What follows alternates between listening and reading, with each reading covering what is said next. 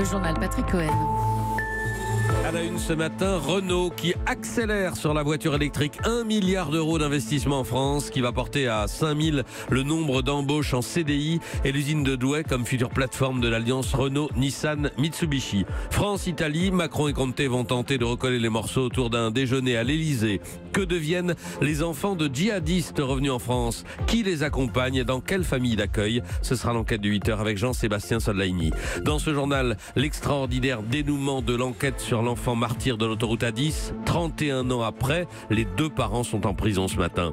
Le premier choc du mondial ce soir, Espagne-Portugal, avant l'entrée en liste des Bleus demain. Et Johnny Hallyday qui aurait eu 75 ans aujourd'hui, une messe sera célébrée à la Madeleine. À 8h15, notre invité Benoît Cœuré, membre du directoire de la Banque Centrale Européenne. La BCE va bientôt mettre fin à ses achats d'actifs. Les taux vont-ils remonter? La crise est-elle derrière nous? La croissance durable? Rendez-vous dans un quart d'heure. C'est donc le pari de l'électrique et c'est aussi le pari de la France puisque c'est dans ces usines françaises que le groupe Renault annonce 1 milliard d'investissements d'ici 2022 pour développer son programme de voitures électriques. Daniel Fortin. Oui, 3 sites sont concernés. Douai dans le Nord qui accueillera la future plateforme commune Renault-Nissan-Mitsubishi pour fabriquer des voitures électriques. Flins dans les Yvelines où les capacités de production de la Zoé de Renault seront doublées et Cléon en Seine-Maritime qui devra fournir à terme 3 fois plus de moteurs électriques qu'aujourd'hui.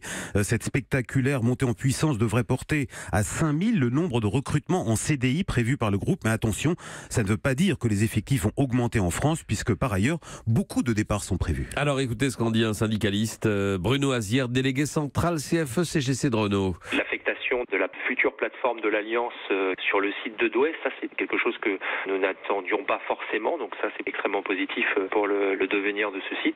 On aura une compétence forte sur le pôle électrique, ça affiche clairement la volonté de l'entreprise de maintenir son leadership dans le domaine, et particulièrement en France, donc ça nous convient dans ce sens-là. Renault, propos recueillis par Aurélien Fleureau, Renault aurait pu développer son programme au Japon ou dans un autre pays d'Europe. Pourquoi ce choix de la France, Daniel Fortin? Alors vous venez d'entendre ce syndicaliste, ce plan c'est le fruit de plusieurs négociations avec les syndicats sur la flexibilité du travail en 2012 et 2016.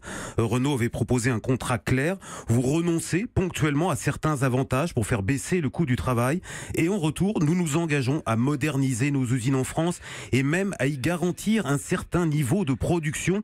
Promesse tenue des deux côtés. Donc aujourd'hui c'est son projet le plus innovant que le constructeur confie à ses usines françaises.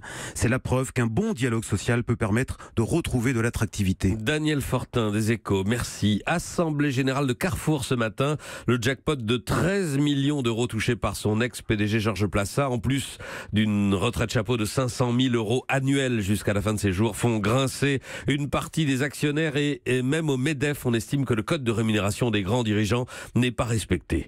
La réforme ferroviaire définitivement adoptée, Édouard Philippe met en garde les cheminots grévistes. Le bac arrive, puis les vacances. Ceux qui sont dans une forme de surenchère alors que la loi a été votée risquent de ne plus être compris du tout par les Français. Interview du Premier ministre au journal 20 minutes. L'Aquarius poursuit sa route vers l'Espagne. Le navire chargé de migrants refusé par l'Italie navigue entre la Corse et la Sardaigne. Il a été ravitaillé hier par des gardes-côtes italiens. Et dans quelques heures, c'est donc le Premier ministre italien qui va venir se ravitailler à l'Elysée. Un déjeuner avec Emmanuel Macron finalement maintenu. Il vient, Giuseppe Conte, mais d'après Rome, il n'est pas content, Blandine Hugonnet. Giuseppe Conte n'a qu'un mot d'ordre pour son face-à-face avec Emmanuel Macron, la fermeté. Après des jours de crispation, il vient à Paris avec une intention, faire plier son allié sur la réforme de Dublin, ce règlement européen qui stipule qu'un migrant doit demander l'asile au pays dans lequel il est entré en premier. Et très souvent, il s'agit de l'Italie. Le pays ne peut plus gérer seul le problème de l'immigration. C'est ce message que le Premier ministre italien vient faire passer à l'Elysée,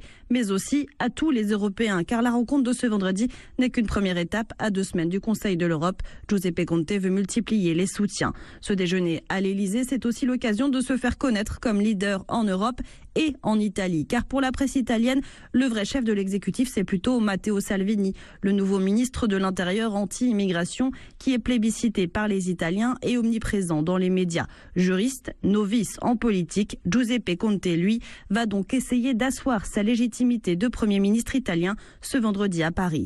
Rome, Blandine Hugonnet, Europe 1. Il est 8h05. Un petit cadavre mutilé, celui d'une enfant de 4 ans retrouvé en 87 au bord de l'autoroute A10 qui a bouleversé tous ceux qui l'ont approché, ces gendarmes notamment qui n'ont jamais lâché prise pour percer le mystère. À l'époque, ils avaient même planqué devant le cimetière où la petite fille a été inhumée dans l'espoir que les proches viennent s'y recueillir. Celui qui était le maire de la commune s'en souvient, 31 ans après. Kléber Cousin, âgé aujourd'hui de 93 ans, a guidé notre reporter Pierre de Cossette dans ce cimetière de Suèvre, dans le Loir-et-Cher. Alors là, vous voyez, dans la maison là, que les volets sont fermés, avec le mari qui était garde champêtre de cette dame-là, ils ont passé un mois tous les jours à observer les allées et venues dans le cimetière pour voir si on allait avoir quelqu'un qu'on ne connaissait pas qui serait venu sur la tombe. Le garde champêtre connaissait tout le monde dans la commune.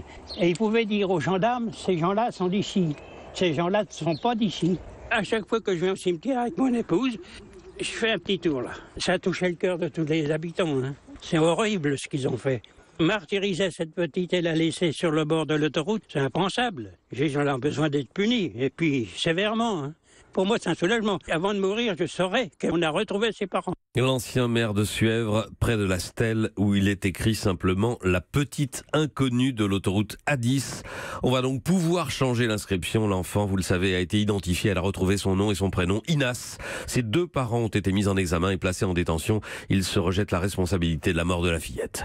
On va vous parler à présent d'autres enfants dont le malheur est aussi d'avoir des parents criminels ou tout au moins combattants du djihad dans les rangs de Daesh.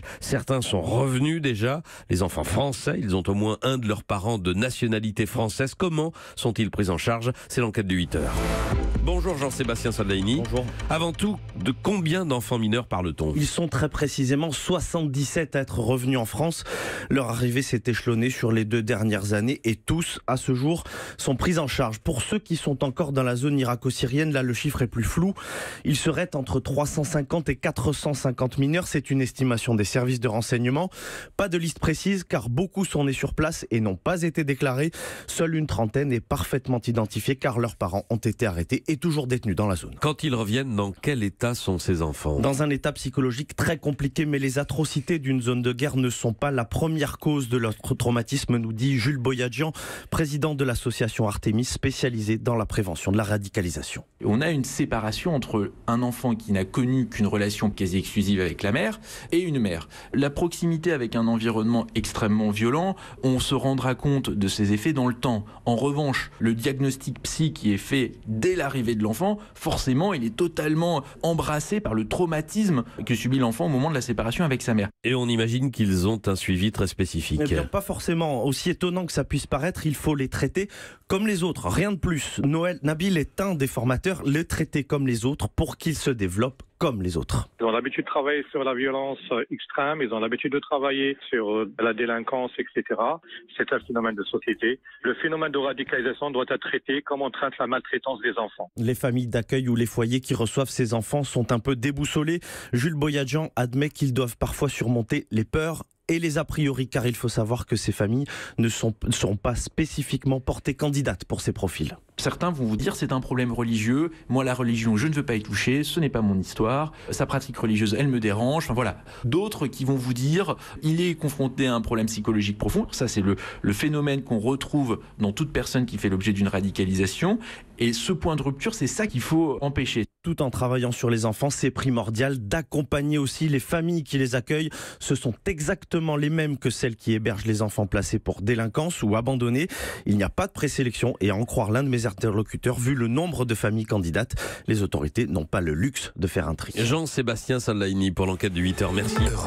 Il est 8h11, la suite du journal, Patrick Cohen. Hier à Moscou, il y a eu des buts, 5-0 pour la Russie contre l'Arabie Saoudite, mais pas un gros niveau de football. Aujourd'hui, voici les stars. Luis Suarez Suarez, le buteur de l'Uruguay qui jouera à 14h contre l'Égypte de Mohamed Salah, et Cristiano Ronaldo dans les rangs du Portugal pour le choc du jour à 20h face à l'Espagne. Demain, ce sera le tour des Français contre l'Australie, une sélection très jeune, moyenne d'âge d'à peine 25 ans, mais dont chacun salue la maturité à Moscou. Simon Rubin. L'équipe de France est la deuxième sélection la plus jeune du mondial, pourtant aucune immaturité. Au contraire, certains joueurs d'à peine 20 ans parlent comme de vieux briscards, mots choisis, syntaxe claire, à l'image d'un Kylian Mbappé, 19 ans, pas du tout impressionné par le battage médiatique autour de lui. Aujourd'hui, quand vous êtes dans une grande nation comme la France, vous ne pouvez pas passer à côté de tout ça. Il faut le prendre comme ça vient. Vous savez que ça fait partie du métier, sinon vous changez de sport. Il faut dire que les Bleus ont été briefés. Depuis l'arrivée de Deschamps en 2012, la fédération a tout fait pour rétablir l'image écornée des Bleus. Aujourd'hui, le patron de la fédération, Noël Le Graët, est ravi. Leur maturité, c'est invraisemblable. Toutes ces générations, si vous voulez, ont l'habitude de quitter chez eux depuis un moment, se débrouiller seuls dans leur vie, et ça se ressent. Je pense qu'on était quand même parti en 2010, même un accident assez invraisemblable. Donc le changement est clair. Quand vous les regardez vous-même, c'est des adultes. Ce comportement exemplaire marque surtout une génération qui a grandi dans le foot business et en maîtrise totalement les codes et la com. Mais c'est aussi le fruit d'une politique fédérale pour discipliner les joueurs. Les exclus Ribéry ou Benzema ont servi de repoussoir. C'est ainsi bâtie une nouvelle équipe de France, humble, sage, plus sympathique pour le grand public et plus facile à manager pour Didier Deschamps. Istra, Simon Rubin, Europe 1. Et vous vous souvenez de la chanson « On est champion, on est tous ensemble », c'était Johnny pour les Bleus de 2002. Johnny Hallyday aurait eu 75 ans aujourd'hui et une messe anniversaire aura lieu à 11h en l'église de la Madeleine à Paris, là où ses obsèques avaient été célébrées. Théo Manval a pu assister aux répétitions. Les succès du taulier chantés comme des cantiques. Le pénitencier ouvrira cette messe anniversaire, suivi de Oh Marie ou encore Retiens la nuit. Et l'organiste de la Madeleine, Michel Geoffroy, a dû remanier un peu l'interprétation.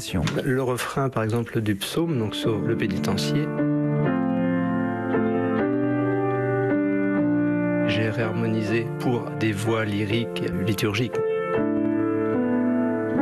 La sensation est assez amusante parce que c'est pas un répertoire habituel dans une église et sur un orgue. Après la performance du chœur, le père Bruno Oreste prononcera lui l'homélie au texte là aussi remanié. Exemple en finale, on chantera sur l'air de Que je t'aime, quand l'ange entre chez toi et te dit réjouis-toi, tu enfanteras le Christ, le roi des rois, que je t'aime, que je t'aime.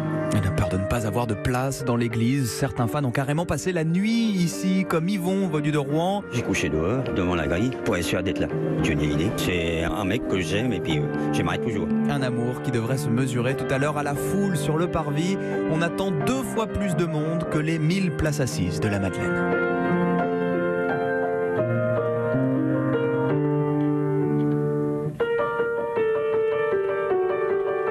Le reportage de Théo Manval. Dans un instant, Benoît Cœuré, le membre du directoire de la Banque Centrale Européenne. On parle de l'économie de la zone euro, évidemment, et de la situation de l'Italie.